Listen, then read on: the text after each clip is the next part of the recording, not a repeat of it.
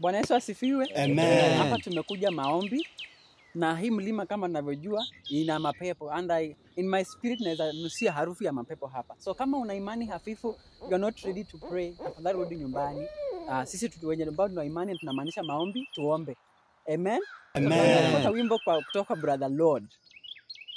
Nimo ndani ya Yesu napurutika, nimo ndani ya Yesu napurutika, ndani ya Yesu ninaburudika, nimo ndani ya Yesu naburudika. Lord, kwa nini unasema tuko ndani ya Yesu bwana? Na mimi naona tuko tu hapa nje. Why are you not singing? Why are you talking? Pastor huyu alikuwa ananiambia ati naimo tumo ndani ya Yesu. Na tuchakalia ndani ya Yesu. Ati Yesu hayuko hapa.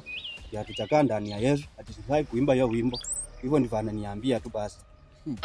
Unajua wapendwa, ukitaka kufeel kwamba uko ndani ya Yesu, kitu cha kwanza lazima uamini kwamba ana exist. Usipoamini, hakuna utafeel uwepo wake karibu yako. So kitu cha kwanza lazima uamini kwanza, ndio uweze unapoimba uko ndani yake utafeel uwepo wake karibu yako. Amen. Amen. Nimo ndani ya Yesu naburudika, nimo ndani ya siwapurutike kwa pastor. Purutika. Nimo ndani ya Yesu naburudika. Purutika.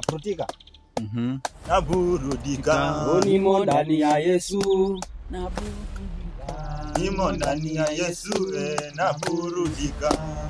Daboze ketili kapo satika la bozente likanse de buri hansa taniga bazete gebala soda kata. Kila mtu achukue nafasi yake aombe na be aware this msitu ina mapepo and be vigilant. Now pray with faith.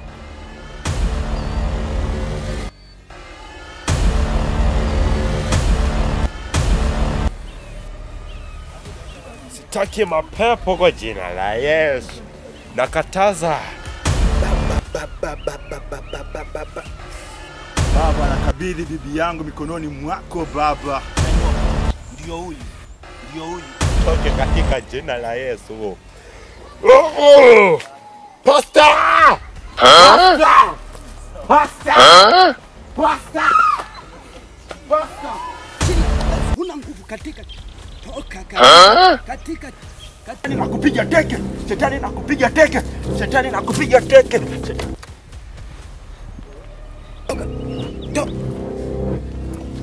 toka katika jina la Yesu, shindwe katika jina la Yesu. Pepe, wewe umetoka wapi?